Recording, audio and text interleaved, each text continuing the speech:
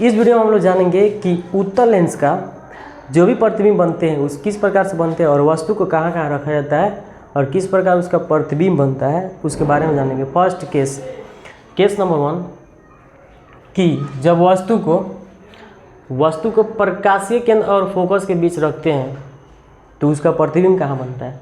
तो वस्तु को प्रकाशीय केंद्र और फोकस के बीच रखिए, तो प्रकाशीय केंद्र और फोकस के बीच वस्तु को रखिए, प्रतिबिंब इसके बैक में बनेगा। प्रतिबिंब कैसा बनेगा तो काल्पनिक होगा, सीधा होगा, वस्तु से बड़ा होगा और वस्तु के पीछे प्रतिबिंब बनेगा।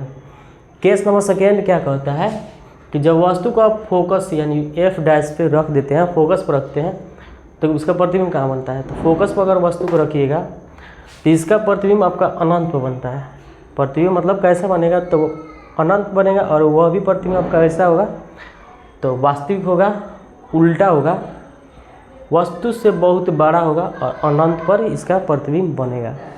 अब केस 3 को देखते हैं। केस 3 में जब वस्तु को 2F' और F' के बीच रखते हैं तो उसका प्रतिबिंब यहाँ पे देखिए F' और 2F' के बीच रखा गया तो प्रतिबिंब उसका कैसा बनेगा, वास्तविक हो जाएगा, उल्टा हो जाएगा, वस्तु से बड़ा बन जाएगा और 2F के आगे यानी मुख्य फोकस के आगे इसका प्रतिबिंब बनेगा। वहीं पर अगर आते हैं केस 4 में, तो केस 4 में क्या होता है जब वस्तु को 2F' पे ही रख दिया जाए यानी 2F' पे रख दिया जाएगा तो क्या बनेगा तो उसका प्रतिबिंब कैसे बनेगा तो वास्तविक हो जाएगा, उल्टा हो जाएगा और वस्तु के इक्वल बनेगा यानी बराबर बन जाएगा। और 2F' पर रखिएगा तो 2F पर उसका प्रतिबिंब बनेगा। आते हैं केस 5 में। केस 5 वस्तु को अनंत और 2F' के बीच अगर रखिएगा तो उसका प्रतिबिंब कैसे बनेगा, वास्तविक बन जाएगा, उल्टा बन जाएगा, वस्तु से छोटा बनेगा और प्रतिबिंब कहाँ बनेगा तो F तथा 2F के बीच बनेगा।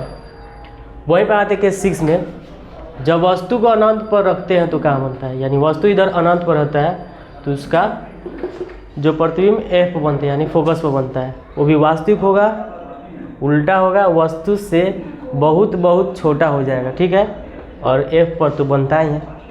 थैंक्स। यही में कुछ और कर देते।